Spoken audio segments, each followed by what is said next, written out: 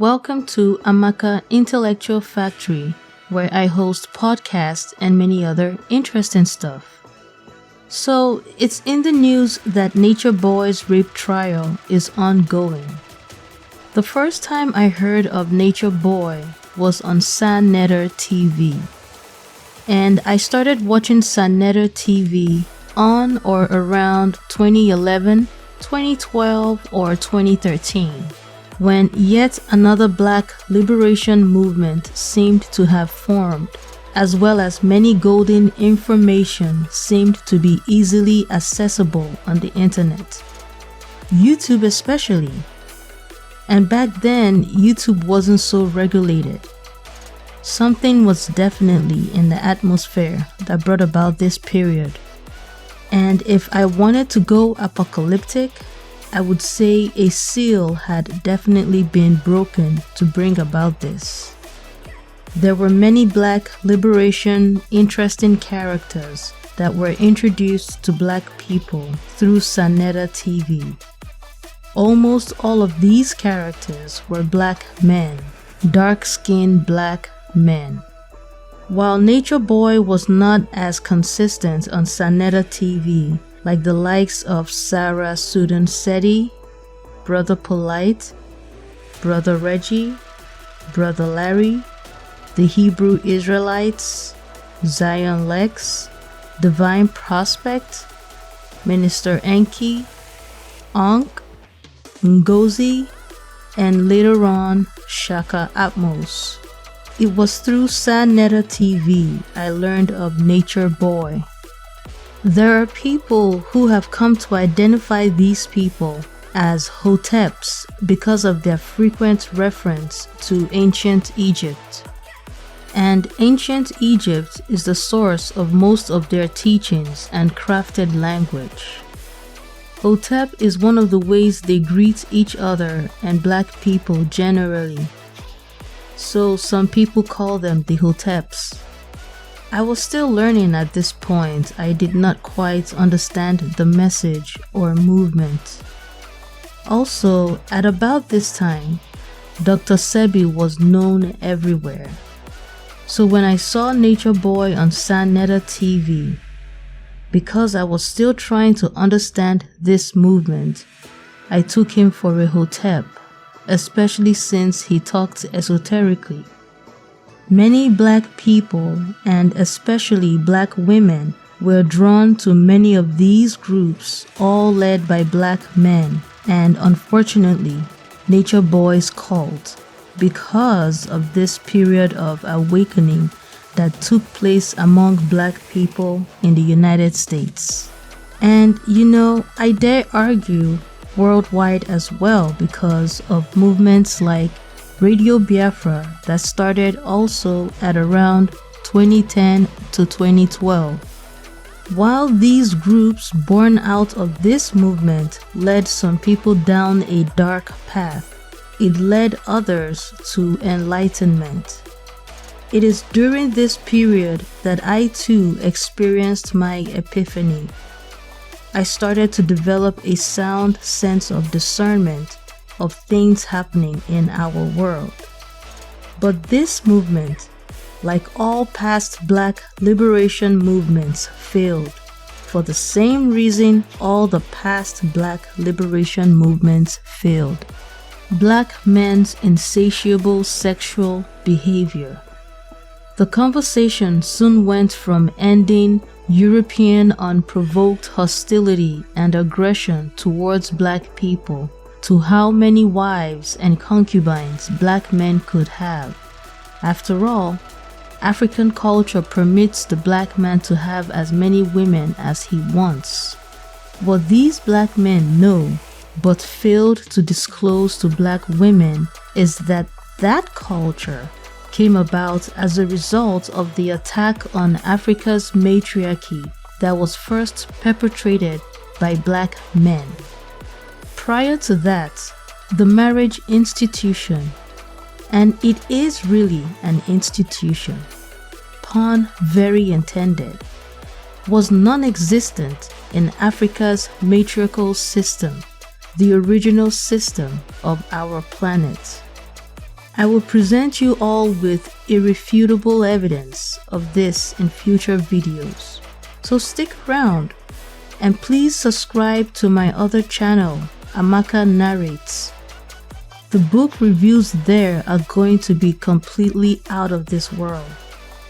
Now, I said all of these before telling you a little bit about Nature Boy and breaking down his rape trial for your proper understanding, because I love and care about you, and for your knowledge, understanding, and protection. And as for this movement I talked about, I would place its start and end period from on or around 2010 to 2016. Sadly, 2016 is also when Dr. Sebi passed away. But even him, unless I'm not remembering clearly, in his 70s, was actively in a relationship with a woman in her early 20s. To not acknowledge this black male insatiable sexual appetite and how it is really harming and even threatening to exterminate black people is a dangerous mistake. It must be addressed because it will not disappear by itself. It must be addressed by black women. There is only so much that the white man's legal system can do for us. Today we have Nature Boy locked up, but do you know how many Nature Boys are being created every day? Or how many Nature Boys are already out there? Prostitution, human sex trafficking are an epidemic in the United States, and the black community is hit very hard by this. Many women are sex slaves in the name of marriage or so-called girlfriends. These women are being mind-controlled, manipulated, and groomed into giving up their happiness and free will for their husbands or boyfriends. Men are drugging women, blackmailing women. They are snatching them off the streets. They are no longer interested in pursuing women. They see a girl they like, they snatch her off the streets, just like that. Evil and wickedness has stepped up their game, and our legal systems simply can't keep up. New protective laws need to be passed. Punishments for sex crimes need to be increased, and in my view, targets of these sex crimes, usually women, need to be empowered. That's that on that. Nature Boy, who is he? I'm just gonna read from this article by Ryan Cook, titled, "Who is Nature Boy? Cult Leader Says Kayla Reed Can Leave at Any Time." So this article is in relation to some white woman that also got caught up in his cult, but the article gives a good background on who Nature Boy is. And his legal name, I believe, is Eligio Bishop. So when I mention Eligio Bishop, I'm talking about Nature Boy.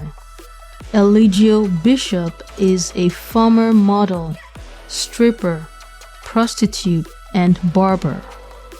These days, he's a self-professed cult leader. His exact location in the Costa Rican jungle is unknown, and so is the number of followers living with him.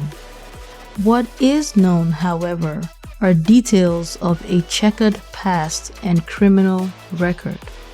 Before he left for Costa Rica, 34-year-old Bishop held previous addresses in Atlanta and New Jersey. In 2009, he was arrested for forcibly entry in Georgia. 2 years later, he faced charges of theft and was arrested for aggravated battery. No charges were laid in the later incident, he said. He was a model and an exotic entertainer, confessing in a Facebook video to having sex for money. Attempting to avoid furthering a life of crime, Bishop attended school to become a barber. He filed for a business license in 2014, opening his own shop in Georgia.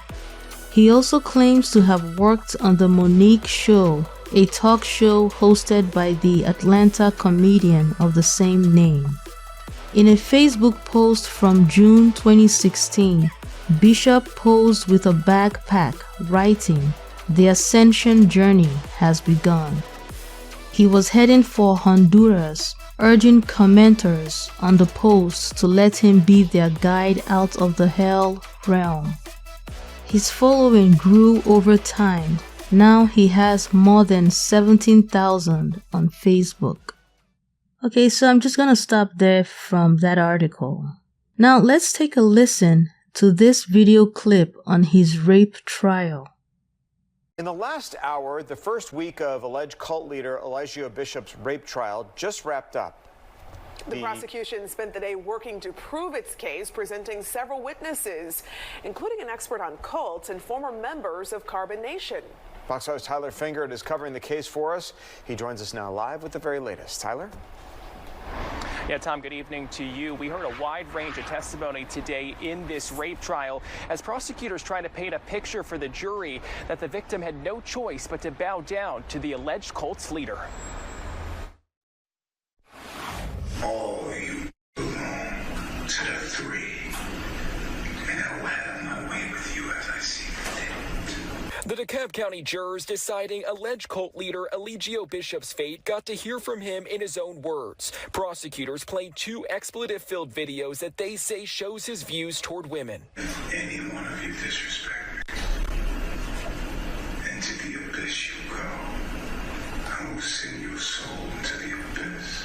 Several former members of the alleged cult Carbon Nation took the stand Friday and detailed what it was like to be a member of the group with Bishop as top dog. There was never a time where I felt like it was my choice to have sex with Mr. Bishop. I always felt like it was something that I had to do. Another former member testified that it can be, quote, hell on wheels to leave the group. He says the day the victim claimed she was raped, he wasn't aware it happened, but afterward he says he was involved in posting videos about her. Prosecutors say at least some of the videos posted are revenge porn. We collectively worked on videos to throw dirt on and make her seem crazy. An expert witness on cults has followed Carbon Nation for several years. While the group is not on trial, the prosecution is focused on its dynamic, saying Bishop held all the power. They want to show that's why the victim relented and had sex with him as she tried to escape. Elijah Bishop fits the profile of a destructive authoritarian leader, and that there are patterns of coercive persuasion. Men like this are always misogynistic. Many of you are making babies with your enemy and even birthing your enemy. They scheme. You have to know how to protect yourself from these men. These men know how to put you in a very dependent situation where you are not in control of your life, and any attempt to control your life is seen as insubordination. They honestly believe they own you. It's beyond Nature Boy. This is the dynamic of a lot of so-called black relationships. And to add fuel to the fire, men of other races are now doing this to black women as well. Yeah, Nature Boy also goes by Elijah Bishop. I believe that is his birth name. The trial is ongoing and I will be following it.